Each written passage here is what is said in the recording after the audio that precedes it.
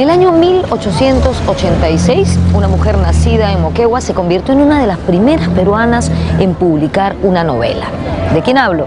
De Mercedes Cabello. Mercedes Cabello, sin haber ido a la universidad, fue una de las primeras mujeres ilustradas de nuestra historia, venciendo los prejuicios de su época. Ella hizo muchos trabajos relativos al tema de género, observando la diferencia que existía entre hombres y mujeres. Daba igual si eras rica, pobre, blanca, india, mestiza. Siempre las mujeres estaban en una condición inferior a la de los hombres. Ella además encaró problemas sociales y políticos de su tiempo desde la raíz y muchas veces esto le provocó enemistades y ataques, sobre todo de los machistas de pensamiento arcaico y estrecho. Mercedes Cabello tuvo en la pluma, es decir, en su talento para escribir, su mejor arma de expresión. Acompáñame a conocer su vida y su obra. Soy Norma Martínez, esto es Sucedió en el Perú.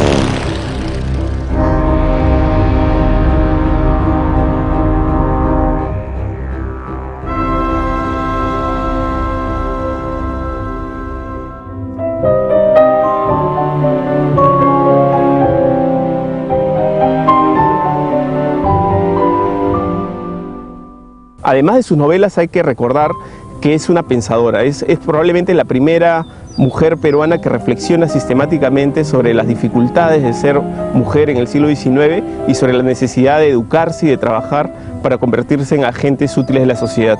Y en ese sentido su legado y sus ideas siguen vigentes.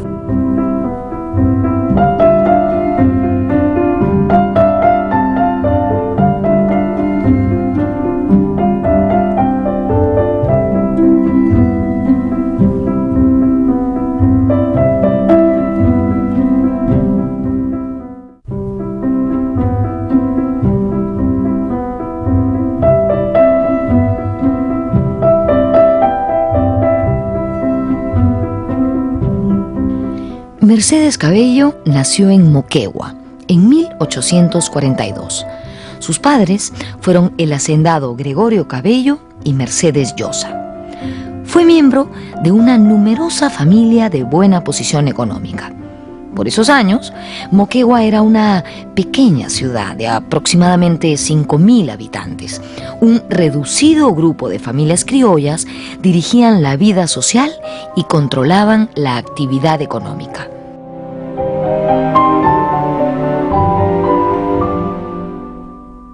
Era una sociedad bien estratificada y había un pequeño grupo burgués que era muy fuerte porque eran terratenientes, o sea, de pequeños minifundios vivían del campo, pero se manejaban a nivel urbano.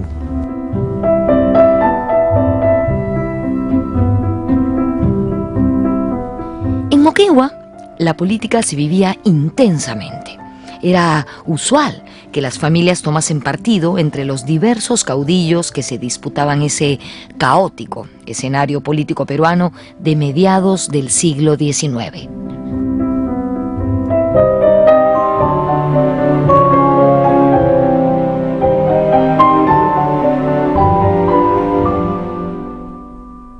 La familia de doña Mercedes es una familia de hacendados que se dedicaban a la viticultura, pero pertenecían culturalmente a una de las élites más importantes de esta ciudad, en la que ya se veía ya en su participación política, ellos sobre todo fueron vivanquistas.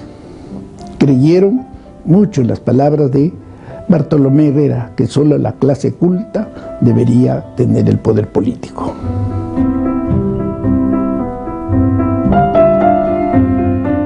Era una sociedad politizada, eran 5.000 personas, se conocían entre todos, entonces todo el mundo sabía a qué bando pertenecía uno y a qué bando pertenecía el otro. Incluso mucho más tarde, Moquegua tenía dos colores, el color azul y el color rosado, rojo. Eran caceristas y eran peronistas.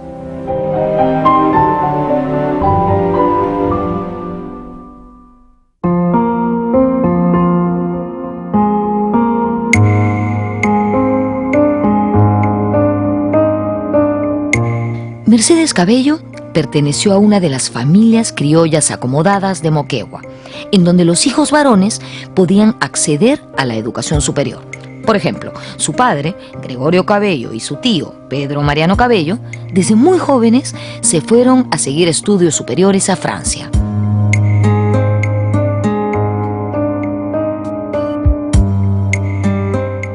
No olvidemos también que muchos provincianos, las élites provincianas, no conocían Lima, pero conocían Europa. Estaban en Londres, en París, en Madrid, etc. Y los Cabellos son uno de ellos.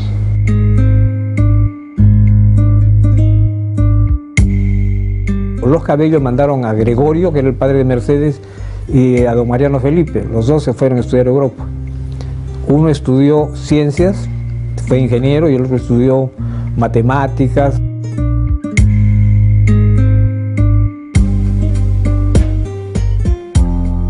Por otro lado, las mujeres de aquellas familias privilegiadas moqueguanas no podían acceder a la universidad, pero se cultivaban en artes e idiomas. Ese fue el caso de Mercedes, que desde muy chica aprendió a hablar francés y a tocar piano.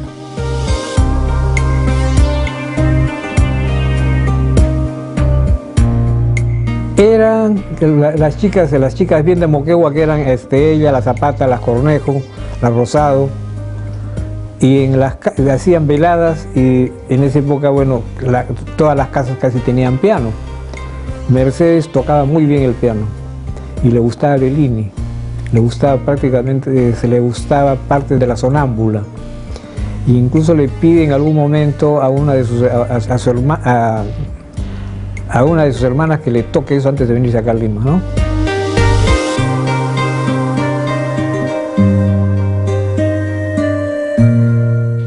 Además, en su casa tuvo una excelente biblioteca, donde pudo leer a los clásicos del pensamiento occidental y aprender sobre el positivismo, doctrina filosófica que influenciaría su producción literaria y ensayística.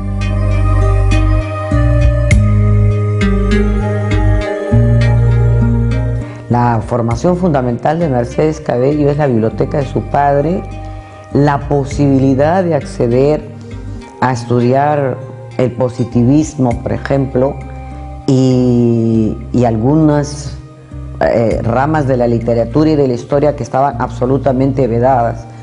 Mercedes Cabello tuvo una educación muchísimo más esmerada que cualquiera de las mujeres de su época que podían haber ido al colegio. O sea que lo que estudiaban las mujeres en el 1860 era básicamente cómo continuar su rol de madres en sus casas con un solo destino de estar casadas. Ella rompe de alguna manera esta tradición.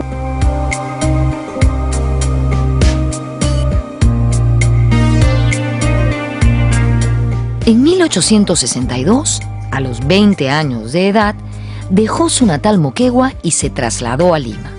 En la capital, no tardaría en establecer contacto con otras mujeres que, como ella, deseaban compartir su gusto por la lectura y soñaban con publicar sus escritos. En 1868 se casó con un paisano suyo, el médico Urbano Carbonera. Se trataba de un destacado y prestigioso profesional, con el cual Mercedes compartió su interés por el positivismo.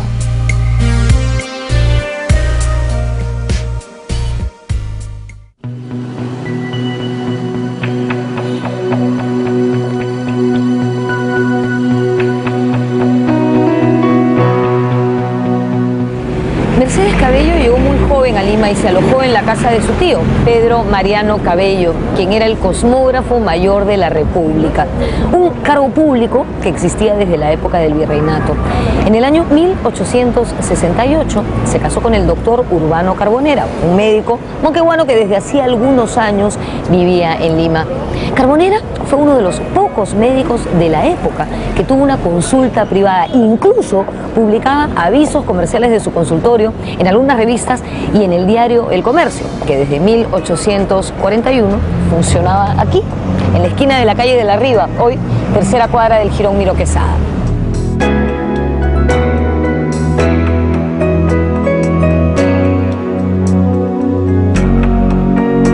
El doctor Urbano Carbonera, un médico conocido en la época, que ha trabajado en la universidad y de San Marcos, que era un hombre instruido.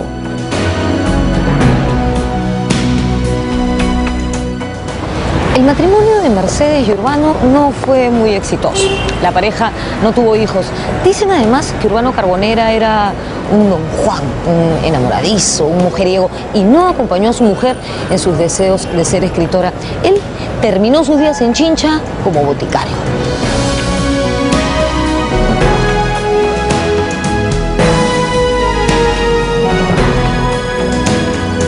Llama tanto la atención en un primer momento es cómo este matrimonio, que aparentemente se llevaba bien, probablemente el primer déficit,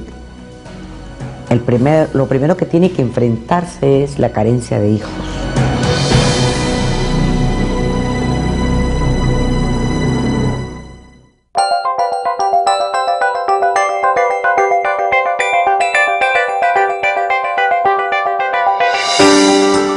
En la década de 1870, Mercedes inició una activa colaboración en publicaciones importantes, como El Correo del Perú, La Bella Limeña, la Revista de Lima, El Perú Ilustrado y el semanario El Álbum, editado por Juana Manuela Gorriti y Carolina Freire en 1874.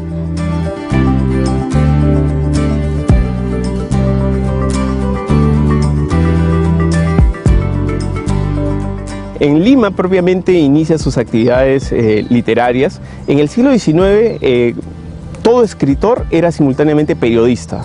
El lugar privilegiado para publicar los textos literarios era los diarios y las revistas, ¿no? Y Mercedes Cabello también lo hace así. Comienza con un seudónimo y comienza publicando artículos que reflexionan sobre las necesidades de la mujer.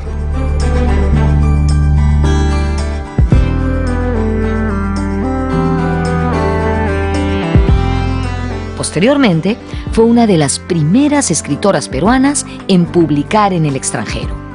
Sus artículos y ensayos podían leerse en revistas y periódicos de España, Argentina y Cuba.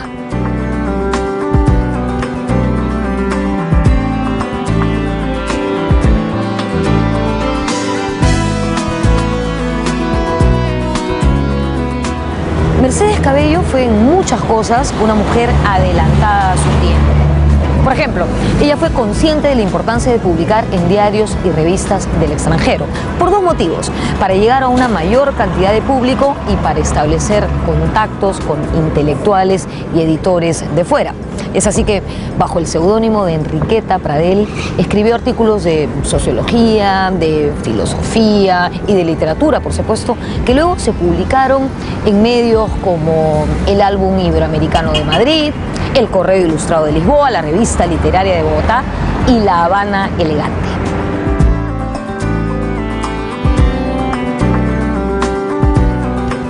Ella publicó en Lima en El Correo del Perú, en La Bella Limeña, formaba parte del grupo que trabajó El Álbum con Juana Manuela Gorriti, Carolina Freire de Jaimes, y sus primeras novelas se publicaron en Buenos Aires, en un folletín de la prensa, el diario de Buenos Aires. También tuvo repercusión en España y en general toda su vida mantuvo conexiones con otros escritores del siglo XIX que estaban ubicados en distintos países de Sudamérica y también de Europa. Entonces fue una escritora con mucha repercusión, al igual que Clorinda Mato, ¿no?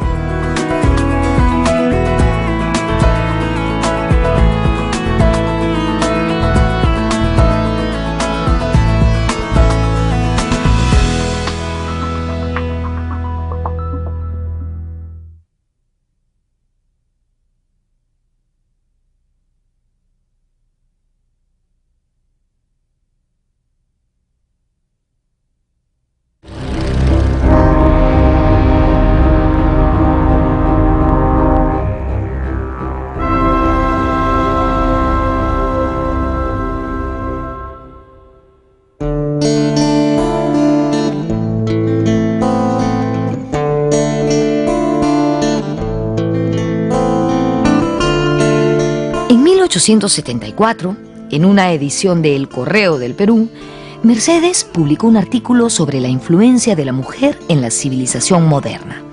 En sus escritos, siempre abogaba por la necesidad de una buena educación para la mujer. Decía que ésta le permitiría acceder a un trabajo acorde a los tiempos modernos.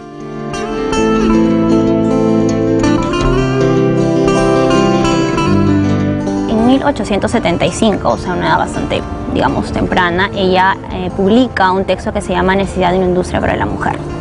En este, ella va a postular la necesidad que las mujeres tienen que tener acceso al trabajo. Evidentemente, previamente a esto, a una educación de tipo industrial, es decir, para ser litógrafas, fotógrafas, tipógrafas, etcétera, ¿no? ¿Por qué? Porque lo que ella veía era que el campo laboral era súper restringido para la mujer. Por un lado, la mujer solamente tenía la posibilidad de ser costurera, ¿no? Lo cual la llevaba a toda una crisis de la salud, ¿no? La desgastaba, ¿no? Muchas morían de tisis pulmonar.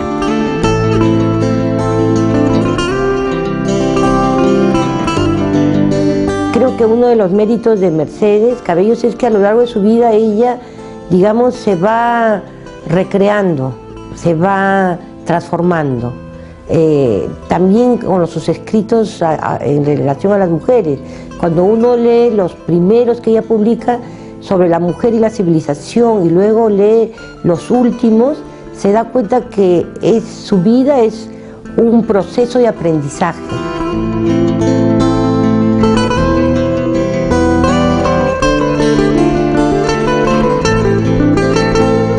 Los escritos de Mercedes estaban claramente influenciados por el positivismo, corriente filosófica que afirma que el único conocimiento auténtico es el conocimiento científico.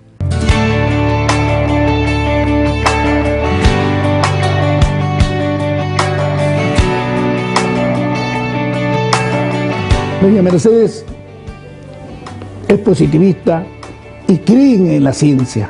Hay que aproximarse a la ciencia, ¿no? Para tener una buena concepción del mundo, de la vida y de lo moderno. Pero el elemento básico para lograr eso es la educación. Por eso que todas estas mujeres tienen dos dimensiones fundamentales en su producción literaria y en su forma de comportamiento social en sus espacios públicos. La primera es la literatura y la segunda es la educación.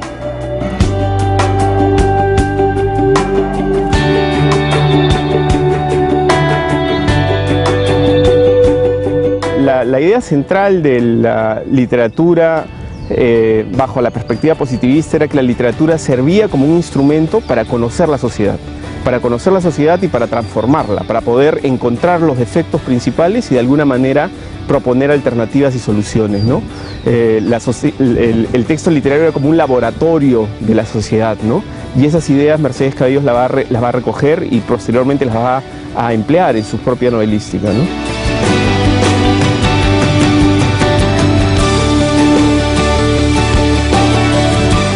En este contexto tan importante para la génesis de un movimiento de mujeres escritoras en el siglo XIX, vale la pena mencionar a un personaje importante, Juana Manuela Gorriti.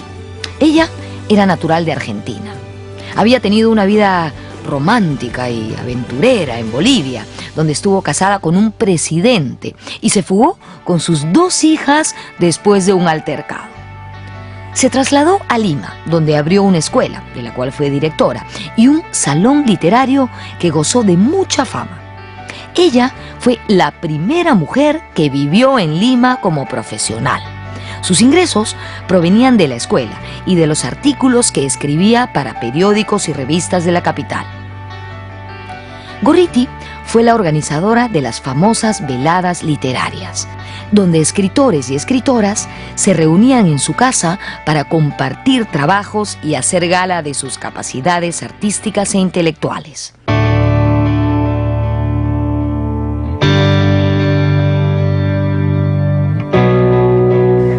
Las tertulias literarias tuvieron un efecto muy importante en las mujeres y en la sociedad, porque es por primera vez que hay un grupo de mujeres que se reúne para hablar de algo que no es esposo o hijos. es la primera vez que se reúnen para hablar de libros, que son las escritoras las que se reúnen. Y son las escritoras que invitan a escritores, es decir, abren un espacio intelectual donde las mujeres están incluidas.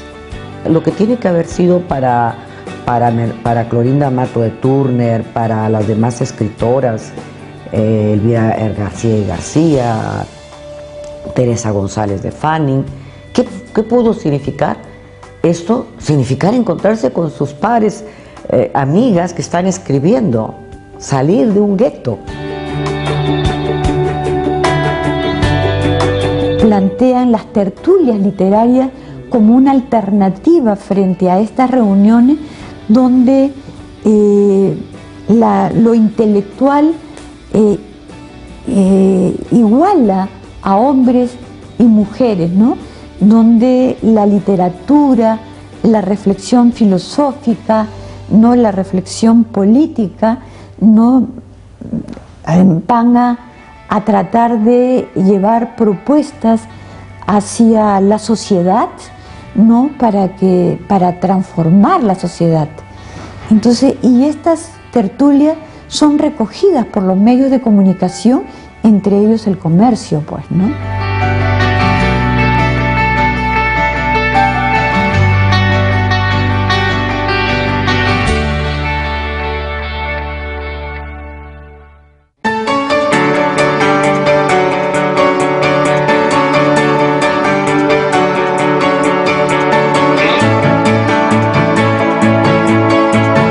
Mercedes Cabello asistía a las veladas literarias que se organizaban en la casa de la dama argentina Juana Manuela Gorriti, que vivía más o menos por aquí, en la esquina del Jirón Ocoña y Camaná, en el centro de Lima. En ellas muchas veces Mercedes leyó artículos de reflexión y ensayos sobre la importancia de la literatura, por ejemplo, exaltando su sentido social.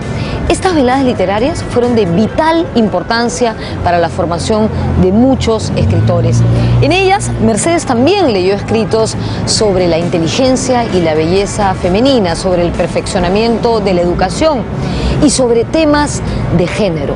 Cuentan que Ricardo Palma muchas veces oficiaba de maestro de ceremonias de estas reuniones y en una de ellas se puso de pie y dijo: Lima es la ciudad de las 3 M's.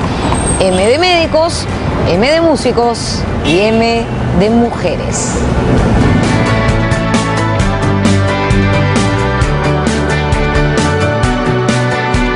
En general, Ricardo Palma mira bien a estas mujeres escritoras y es muy amigo de Juana Manuela Gorriti y se siente un apoyo, ¿no?, afectivo a estas jóvenes que comienzan en el campo de las letras.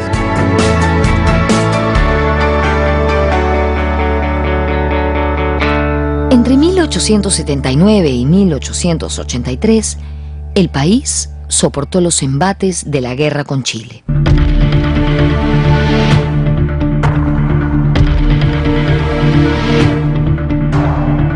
Juana Manuela Gorriti regresó a su país de origen. La mayoría de los participantes de las veladas literarias actuaron como patriotas.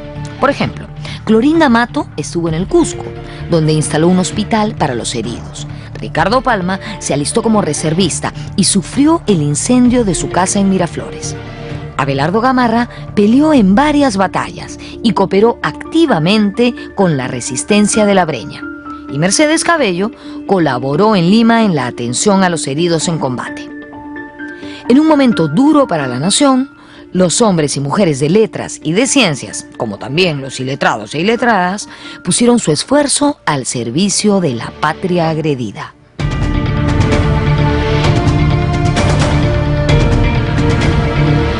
En la guerra Mercedes estuvo como las damas limeñas que apoyaban los hospitales.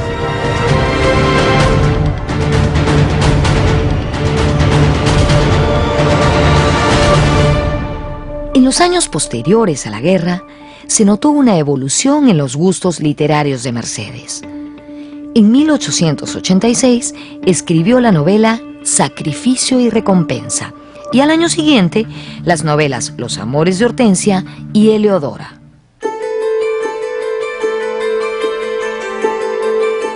En su literatura, digamos, hay dos periodos. Uno primero en el que publica ella Eleodora, Las consecuencias, Sacrificio y recompensa, un primer grupo de novelas que tiene que ver mucho con el romanticismo, con la idea de la pasión amorosa. Ahí todavía el modelo estético que predomina en ella es la novela romántica.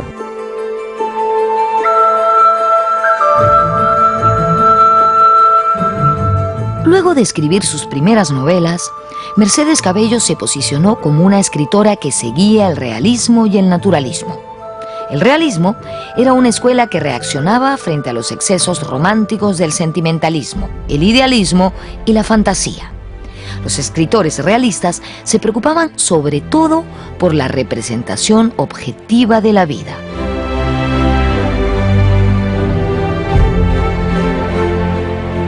Ella leía a Balzac, a Stendhal, elogia mucho a Tolstoy, o sea, estaba muy al día con la literatura europea, conocía las novelas más importantes que se estaban escribiendo en esos años en Europa y ella de alguna manera va a introducir esas técnicas del realismo acá en Lima.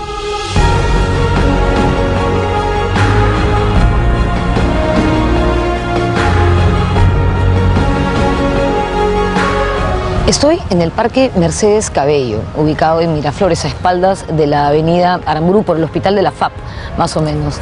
Mercedes Cabello era aficionada a la confección de vestidos, al tejido y a la jardinería, y entre sus lecturas favoritas estaban los escritores franceses, como Honorato de Balzac y Émile Zola, representantes del realismo, corriente opuesta al romanticismo. Para que se den una idea, Ricardo Palma fue uno de los principales representantes del romanticismo en el Perú.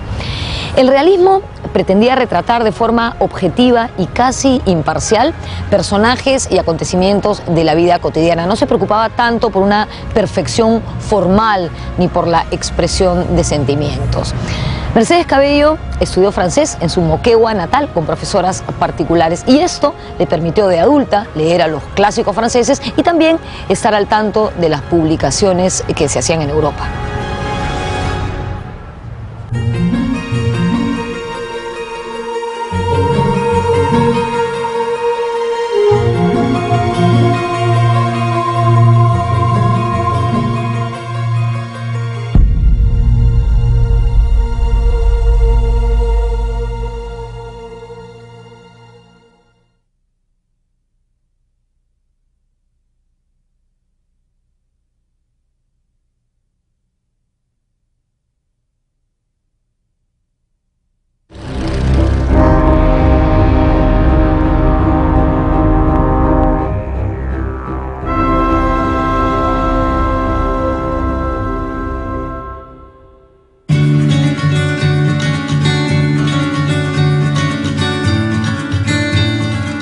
A través de toda su producción, en novelas, ensayos y artículos, Mercedes Cabello abogó siempre por una reforma en la educación de las mujeres. En esa sociedad de finales del siglo XIX existían costumbres muy arraigadas, como el matrimonio arreglado o por conveniencia, donde la mujer jugaba un papel subordinado y pasivo. Educadas solo para casarse y ser madres, las mujeres no estaban preparadas para valerse por sí mismas dentro de la sociedad. Sociedad que por esos años, posteriores a la Segunda Revolución Industrial, se jactaba de ser moderna y progresista. Ella pasa a demostrarte cómo en el siglo XX, que se aproximaba, es absolutamente imposible el desarrollo cultural sin la presencia de las mujeres. Y para que haya un desarrollo cultural tiene que permitírsele la educación. Lo que hacen estas mujeres es abogar por una educación que no sea a continuación de un espacio doméstico, que sea una educación ciudadana, porque tenemos los mismos derechos, o sea, es lo que ellas proclaman. Hay dos temas que a ella le interesan mucho: el tema del trabajo, del acceso al trabajo, y el tema de la educación, temas que ella vincula, ¿no? Ella ve que la mujer si queda viuda, queda desguarnecida, no tiene herramientas para sobrevivir, para sustentar su familia. Y por eso considera necesario que se eduque a la mujer para que pueda trabajar, para que pueda incorporarse laboralmente a la sociedad. Y esa era una idea muy avanzada en ese momento. Según Mercedes, la mujer adecuadamente educada se insertaría al mundo laboral y lograría su independencia económica. No tendría que seguir atada solamente a su rol de madre o esposa, circunscrito al ambiente privado y doméstico. Ella jamás dice, ¿verdad?, que la mujer no debe hacer su papel natural, ser madre. Pero dice, ¿y qué sucede con las que no lo son? ¿No? O sea, ¿qué pasa cuando una mujer se queda sola? No tiene hijos, no tiene marido, no tiene dinero, no tiene nada. Entonces, ¿qué pasa? Entonces, para eso ella postula la necesidad de que el Estado provea a la mujer de educación que le permita incluir el trabajo en su vida, ¿no? Es decir, un trabajo digno más allá de este simple que era el de la costura.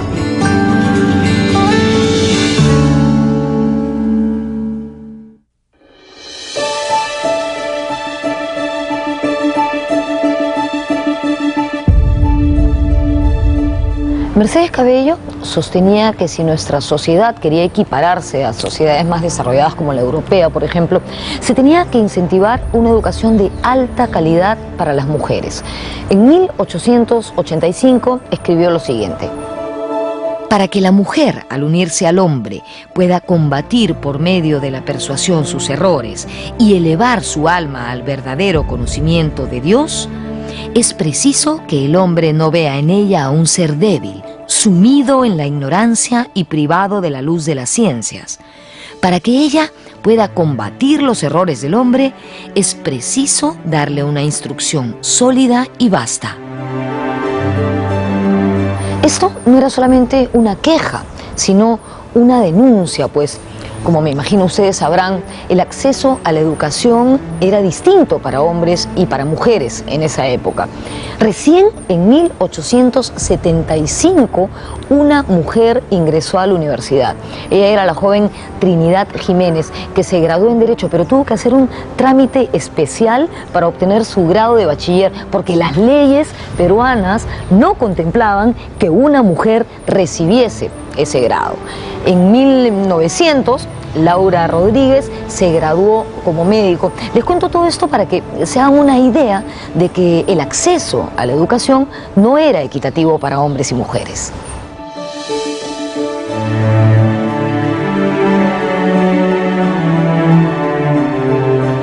Cuando ella en realidad lo que habla es de una educación científica, no de una educación que preparen a la mujer para el trabajo, pero también para hacerla más autónoma.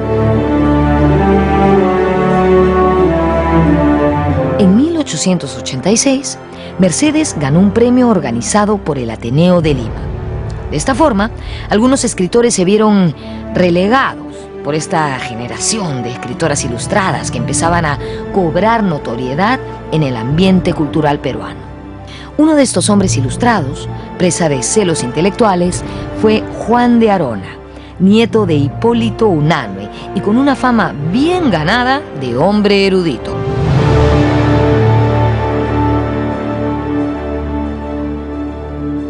Juan de Arona es un poeta romántico que va a mirar con muy malos ojos la llegada de estas escritoras provincianas, Clorinda Mato del Cusco, Mercedes Cabello de Moquegua, que llegan a Lima y se convierten en el centro de la escena literaria, ¿no? Y entonces hay un poco de celos, hay un poco también de rechazo a sus posiciones críticas y sociales, y va a utilizar la sátira, el verso burlón, hiriente, mordaz, para ridiculizarlas y burlarse de ellas, ¿no? Y va a agredirlas violentamente. En un periódico que se llamaba, un periódico que él solo editaba, ¿no? El Chispazo. Juan de Arona en el segundo puesto. Entonces Juan de Arona se consideraba por encima, era hombre que manejaba latín, manejaba alemán, manejaba incluso el inglés y el italiano, que era tenía una magnífica formación. Pero como le dieron el segundo premio, entonces lo sulfuró y odiaba tanto a los que habían sacado el primero, que era Mercedes, que era una mujer sobre todo, y él despreciaba a las mujeres. En 1888, Mercedes Cabello publica una de sus principales novelas. Primero a manera de folletín en el diario La Nación y luego ya como libro en 1889. En ella, Mercedes plantea gran parte de sus ideas sobre la educación femenina. No obstante su éxito literario, la novela le granjeó numerosos enemigos, ya que sus personajes eran tomados de la trama social limeña y eran perfectamente ubicables por la gente de la época. Blanca Sol, que es el personaje principal, esta mujer ambiciosa, ¿verdad?, que se casa por interés, que no ama a su marido, que termina teniendo una aventura con un hombre que se llama Alcides Lescanti, ¿verdad?, y que el marido pierde todo el dinero y se queda pues en la calle, porque además no sabe hacer nada, ¿no? Ojo que Blanca Sol ha ido a una escuela de monjas, ¿no? Pero la educación que le han dado no ha permitido que ella tenga la capacidad de, cuando se queda sola, poder hacer un trabajo, un oficio. No quiere a nadie en el fondo. Es una persona que ha perdido la brújula. Lo que quiere decir Mercedes Cabello es, en esto se pueden convertir las mujeres que no estudian. Este es su destino. Incluso, este es su destino dorado. Nada, no ser nada.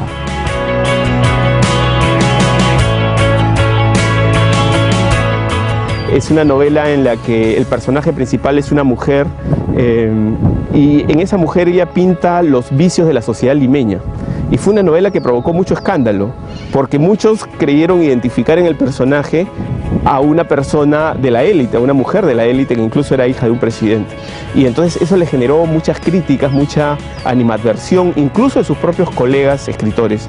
Ella tuvo que, en ediciones posteriores, porque tuvo mucho éxito la novela y se publicaron 3 ediciones casi consecutivas, ella tuvo que poner una advertencia al lector diciendo esta novela no pretende reflejar directamente la realidad ni se basa en personajes reales, ¿no? Un poco como para salvar esa situación, ¿no? Pero lo cierto es que era una novela que desenmascaraba las prácticas hipócritas, el amor al lujo, la frivolidad, el afán de ascenso social de la sociedad limeña, ¿no?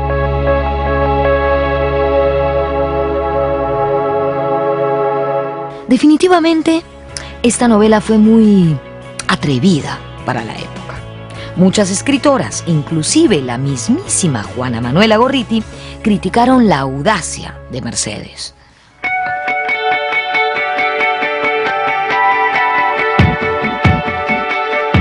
La novela causa mucho revuelo, ¿no? Sí, pues Juana Manuela, pese a ser de las promotoras de las veladas literarias y que era como pues la hermana mayor de todas estas escritoras posteriores, ¿no?, a ella, la critica en una carta y un poco como que señala que le parece increíble que un talento como el de Mercedes Cabello, ¿no?, vaya o se esté inmiscuyendo en temas, ¿verdad?, que no eran los esperables para la pluma femenina.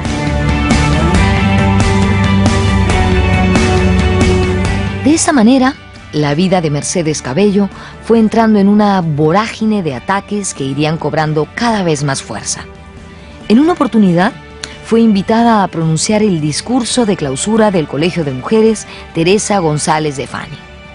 Ese discurso le provocó grandes enemistades y encendió una feroz polémica en contra de la escritora. Cabello argumentaba que la Iglesia debía abandonar la educación de mujeres. ¿Por qué? Porque era una institución patriarcal y machista que no vivía la experiencia de la mujer.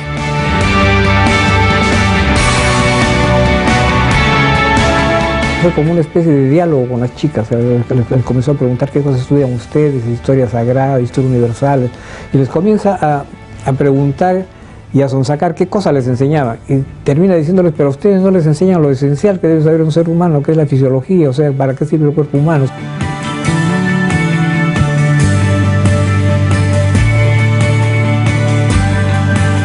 Ella comienza de manera muy general hablando, por ejemplo, de la educación de la mujer, que para la civilización, para el avance de la civilización, un factor importante es que eduquen a las mujeres. Y casi en los últimos años de su vida, por ejemplo, ya está defendiendo de alguna manera la educación laica.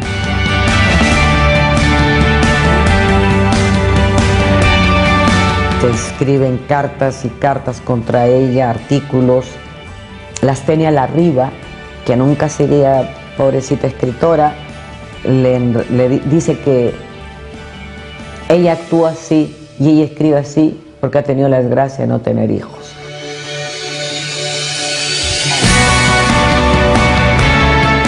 Entonces, llegan a tal grado de la cantidad de cartas que se publican en los periódicos de la época, que los amigos hacen una carta defendiéndola, que se publica en El Comercio, pero quien asume la defensa de ella más importante es Teresa González de Fanning, donde ella dice que llegará el día, ¿no?, que el discurso de Mercedes no haya caído en vano, a pesar de que ella era la gran educadora, pero la directora de González del Liceo Fanning era Elvira García, que sí se opone al discurso de Mercedes.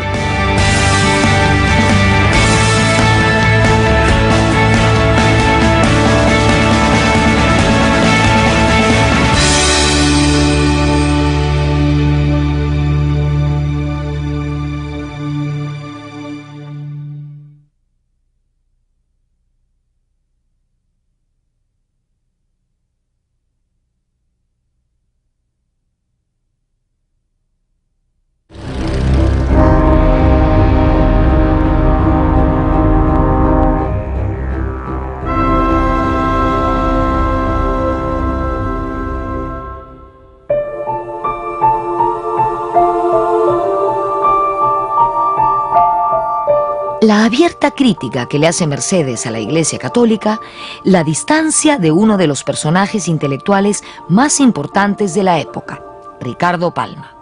Palma era por esos años un escritor consagrado, una figura de las letras, no solo en el Perú, sino en Hispanoamérica. Ricardo Palma era la gran figura del siglo XIX, ¿no? De la segunda mitad del siglo XIX, era como la figura ya canónica en vida, ¿no? Entonces todos los escritores comenzaban rindiéndole un poco de pleitesía, señalando su ascendencia. Políticamente Palma es muy cercano a Piérola, ¿no? Y eso lo va a alejar de Clorinda Mato, por ejemplo. Y otro punto es, Palma era clerical, ¿no? Palma le daba mucha importancia a las ideas religiosas, y estas mujeres de alguna manera criticaban ciertas prácticas de la Iglesia, porque la Iglesia era la que soportaba, digamos, con sus ideas y sus doctrinas, la subordinación de la mujer.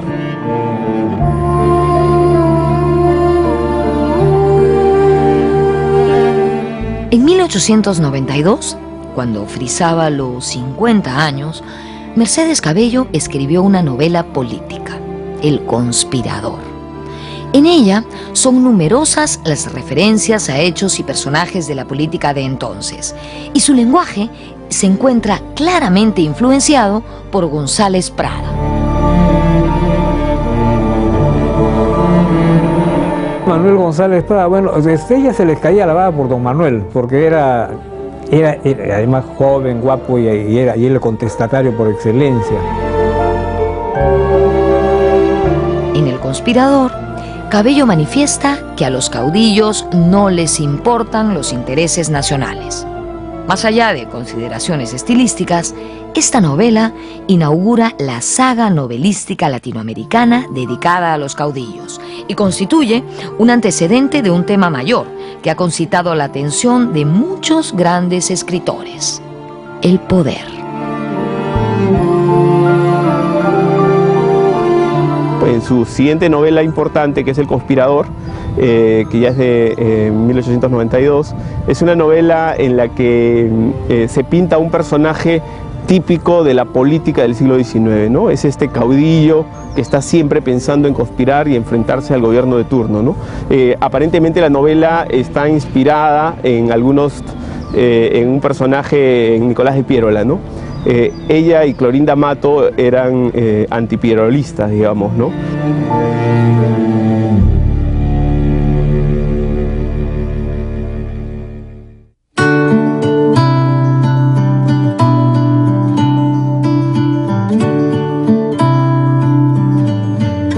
Mercedes Cabello fue una escritora que se alejó de la literatura imaginativa y más bien se nutrió de la realidad social y política de su tiempo. Muchas personas, sobre todo de la clase alta peruana, se vieron identificadas en sus historias. En su última novela, El Conspirador, publicada en 1892, ella trató a fondo los males de la política peruana, retratando personajes y vicios que lamentablemente hasta el día de hoy sobreviven, como el clientelismo político. También trató el tema de los caudillos y el poder y agarró carne, como se dice, pues muchos políticos de la época se vieron incomodados con la escritora. Luis Alberto Sánchez, conocido político y además crítico literario, que está aquí en este busto frente a la Casona de San Marcos, escribió sobre ella así. En suma, doña Mercedes Cabello de Carbonera inicia la novela realista peruana. Aborda de preferencia temas urbanos y políticos. Exhibe sin temor las taras sociales, así sean, y de preferencia, las de clases elevadas. Se pronuncia por la ciencia y el progreso, y atendiendo al asunto antes que a su expresión. Descuida con exceso la forma literaria.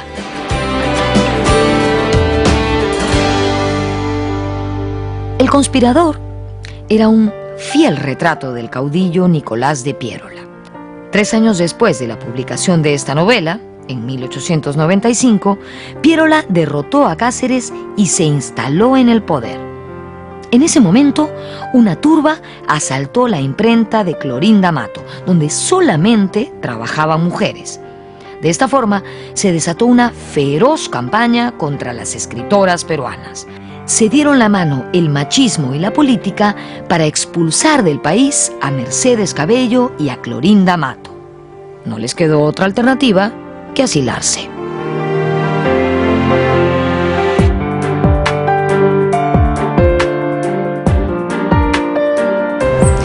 A finales del siglo XIX, varios caudillos se enfrentaron por el poder en el Perú.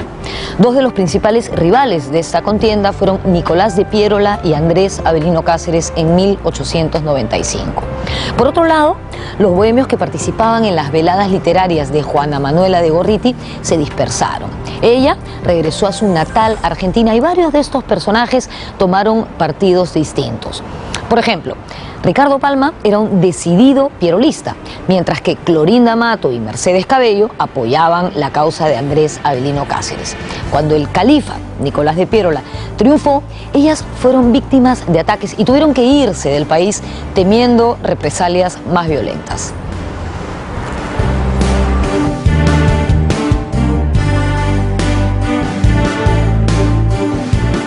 Mercedes Cabello hizo un corto viaje a Chile y Argentina, donde empezarían a manifestarse los primeros signos de la locura que la invadiría poco después. De regreso a Lima, en un contexto de hostilidad, sus males se agudizarían.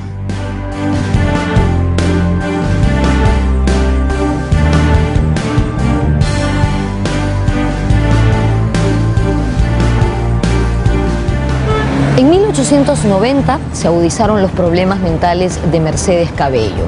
Dicen que intentó quemar la casa de su hermano donde ella vivía y por tal motivo sus familiares decidieron internarla. Por esos tiempos no existía el Hospital Víctor Larco Herrera, donde me encuentro en este momento. Recién se inauguró más o menos en 1920, reemplazando al manicomio, así se le decía, que quedaba en el Cercado de Lima, en los Barrios Altos, construido en 1859 a iniciativa del gran médico Casimiro Ulloa. Hasta allí llegaban los enfermos derivados de los hospitales de San Andrés y Santa Ana. En ese lugar, Mercedes Cabello vivió durante 9 años. Se ha discutido mucho acerca de la causa de su enfermedad y se cree que fue la sífilis que le contagió su esposo Urbano Carbonera. En esos tiempos, a falta de antibióticos, muchas enfermedades se tornaban incurables, entre ellas la sífilis. La sífilis acompaña al enfermo a lo largo de toda su vida y al final puede desencadenar la locura.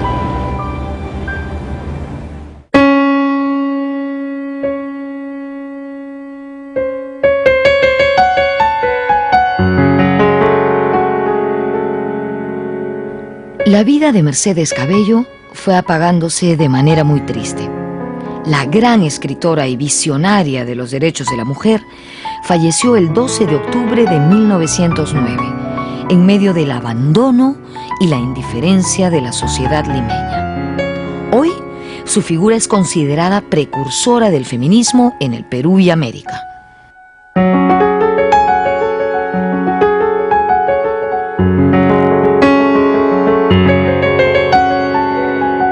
Es una muerte trágica y es una muerte que a todos nos, en alguna manera nos duele, porque ella no merecía esa muerte.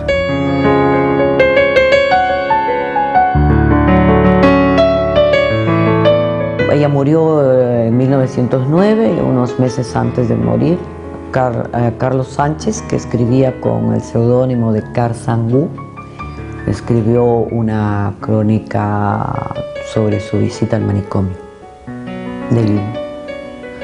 Va describiendo la condición triste de la gente casi olvidada ahí, y de pronto dice que ve sentada a una mujer, la reconoce a Mercedes Cabello, una mujer que había subvertido con su inteligencia, con la mirada fija, en silencio, y que seguramente él lo que le podría decir a ella es: qué pena, señora, tanta inteligencia derrotada.